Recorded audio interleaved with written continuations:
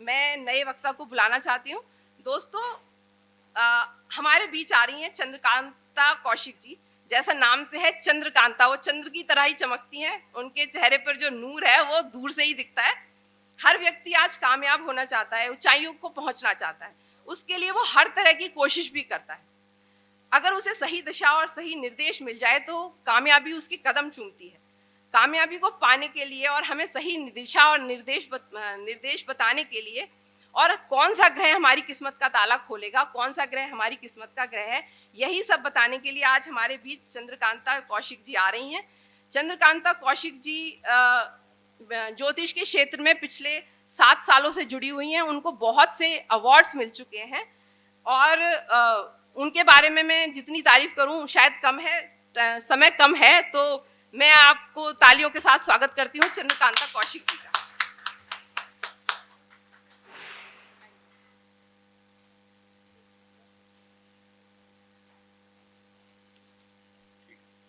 Thank you Sunita ji, मेरे बारे में इतना अच्छा बोलने के लिए थैंक यू सो मच। सबसे पहले मैं प्रणाम करती हूँ स्वर्गीय श्री रूपचंद जोशी जी को, फिर दीपक गुप्ता सर को, जिन्होंने आज हमें इस लायक बनाया कि आज हम यहाँ खड़े हैं, वरना हम कुछ भी नहीं थे। फिर अपने कुंवर सर को, क्योंकि यहाँ मेरे 2 टीचर हैं तो मैं दोनों को प्रणाम करती हूँ। और आप सबको मेरा नमस्कार। जो कुछ मेरे फ्रेंड्स और साथी हैं जो मेरे साथ पढ़े भी हैं, तो उन सबको मैं प्रणाम करती हूँ और अपना विषय लेती हूँ। मैं आज आपके पास, मेरा जो टॉपिक है वो है किस्मत का ग्रह। क्योंकि कई बार क्या होता है, हमारी कुंडली में सब लोग लेके जाते हैं, हम बोलते हैं अरे यार राजयोग है, बहुत अच्छी कुंडली है, क्या मतलब फिर तुम्हें कोई फायदा क्यों नहीं हो रहा है। तो हम लोगों को पता ही नहीं होता है कि हम किस्मत के ग्रह का काम कर भी रहे हैं या नहीं कर रहे हैं। पता लगता है जी किस्मत का ग्रह है बृहस्पति, काम कर रहे हैं शनि का, तो किस्मत कैसे जागेगी। तो सबसे पहले हमें ये पता होना चाहिए लाल किताब के अनुसार हमारी किस्मत का ग्रह क्या है। तो सबसे पहले मैं बोलूंगी, बंद मुट्ठी के अंदर जो भी 1, 4, 7 हम जब पैदा होते हैं तो ऊपर से अपनी किस्मत लिखवा के लाते हैं। क्योंकि पुराने जो लोग थे वो बोलते थे बेमाता के लेख और उघाड़ उघाड़ के देख। तो ऐसा बहुत पहले से सुनते आए हैं अपने बुजुर्गों से, अपनी मदर इन लॉ से, अपनी दादी माँ से। तो मैं इस चीज़ को बहुत सच मानती हूँ और सटीक भी निकला है, क्योंकि ये मेरे साथ भी हुआ है कि, और दीपक सर के साथ भी हुआ है। वो पहले काम कुछ और करते थे, जब किस्मत का ग्रह पता लगा तो आज वो टीचर हैं बहुत अच्छे, क्योंकि बृहस्पति 4 वाला टीचर बहुत अच्छा होता है। तो बंद मुट्ठी के अंदर उच्च के ग्रह 1, 4, 7 और 10। खाना नंबर 1 में सूर्य, 2 में 4 में बृहस्पति और 7 में शनि और 10 में मंगल अगर हो तो हमारा किस्मत का ग्रह उन चारों के अंदर निकल गया। अगर पहले खाने में आपको अगर पहले नंबर पे आपको सूर्य मिल गया है तो आपका किस्मत का ग्रह सूर्य है। तो सूर्य में हमें सूर्य के अकॉर्डिंग जो काम होता है वो करना चाहिए, सूर्य का काम करना चाहिए, ना कि अगर सूर्य मेरा कुंडली में नंबर खाना नंबर 10 में है तो मेरा किस्मत का ग्रह सूर्य बन गया है। अगर आपकी किस्मत का ग्रह खाना नंबर खाली है 1 तो हम जाएंगे 4th पे। खाना नंबर 4 में अगर बृहस्पति है तो आपकी किस्मत का ग्रह बृहस्पति है, फिर आपको बृहस्पति के कार्य करने हैं।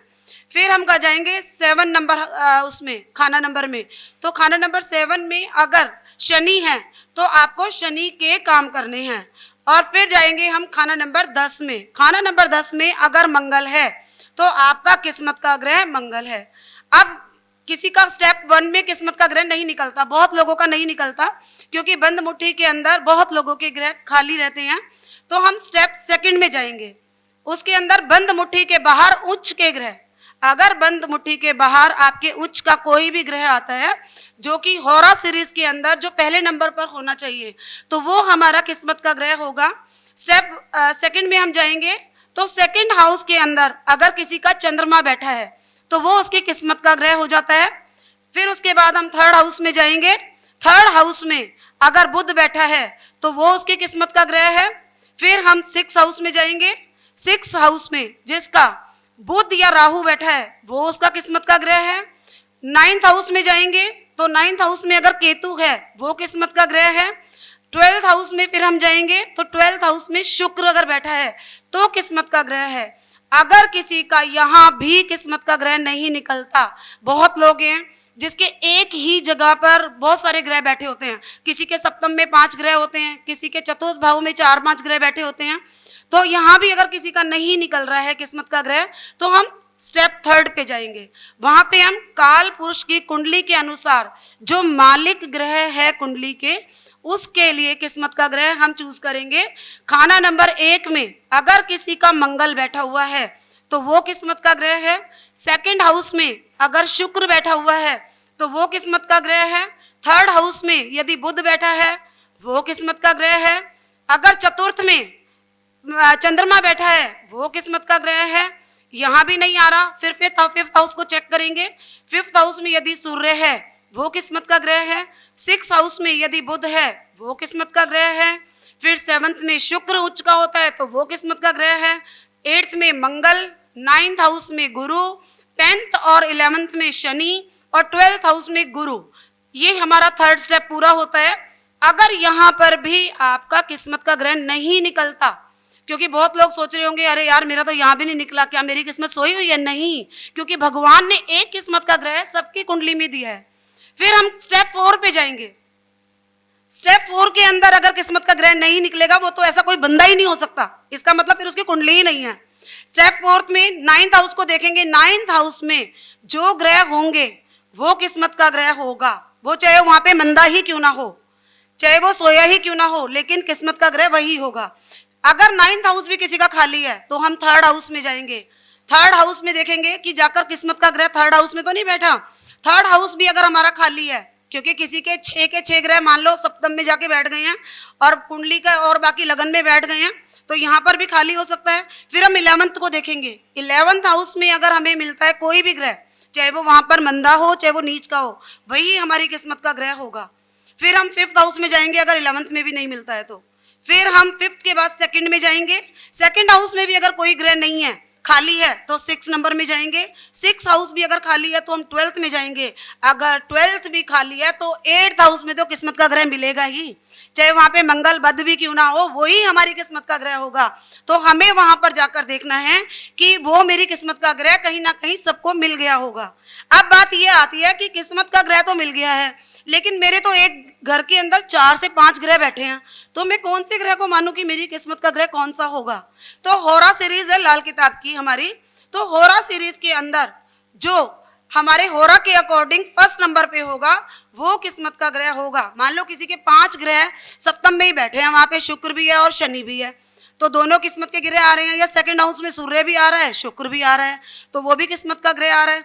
तो आप होरा सीरीज को लेंगे। होरा सीरीज हमारी इस प्रकार होती है, 1st नंबर पे गुरु, 2nd नंबर पे सूर्य, 3rd पे चंद्रमा, 4th पे शुक्र, 5th पे मंगल, 6th में बुध, 7th पे राहु, 8th में शनि और 9th में केतु। तो हमें उसके अकॉर्डिंग काम करना चाहिए। यहाँ मैं भी बताना चाहूंगी अपना एक्सपीरियंस।